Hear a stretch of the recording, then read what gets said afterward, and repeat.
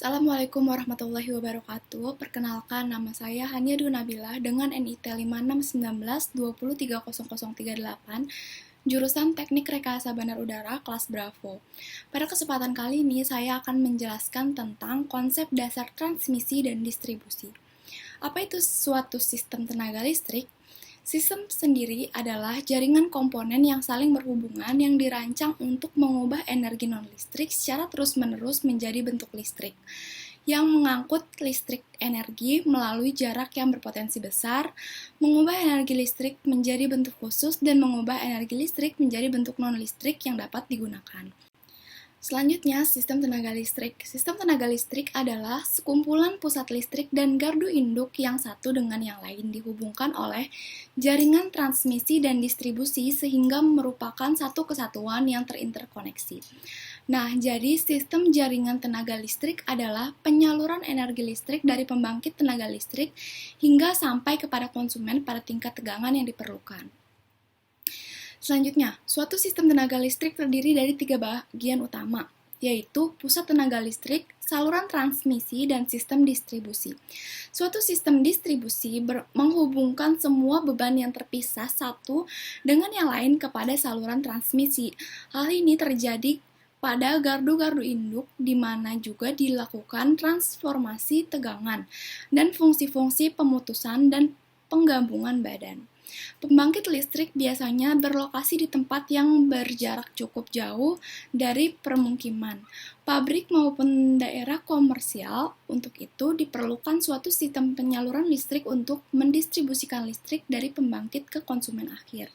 Sistem transmisi listrik merupakan sistem yang berfungsi untuk mengalirkan listrik dari pembangkit ke gardu listrik utama atau main substation. Umumnya pembangkit listrik dan substation terpisah dengan jarak yang cukup jauh, berkisar antara 300 kilo hingga 3000 kilo. Akibatnya, panjangnya jarak tersebut dapat berdampak pada besarnya rugi-rugi listrik.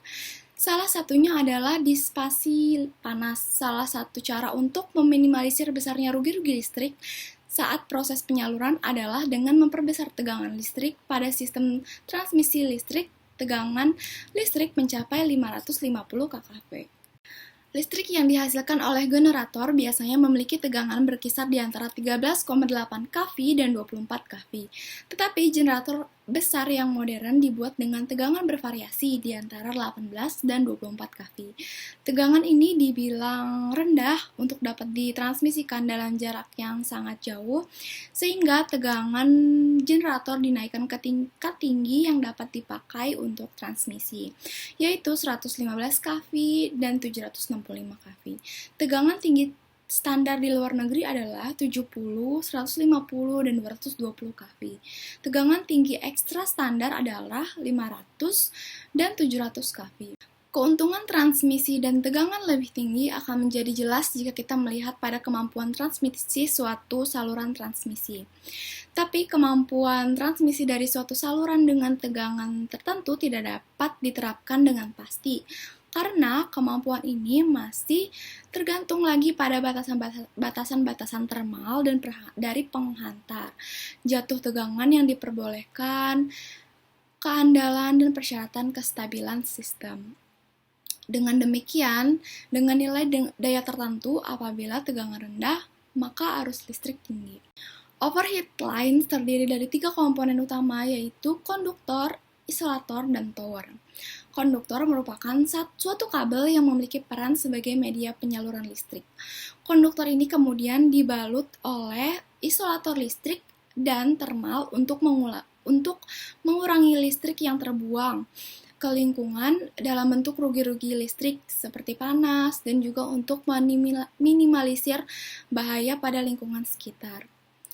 Jarak antara kedua tower tidak boleh terlalu jauh karena dapat berakibat pada melengkungnya konduktor sampai batas yang dianggap tidak lagi aman bagi lingkungan sekitar.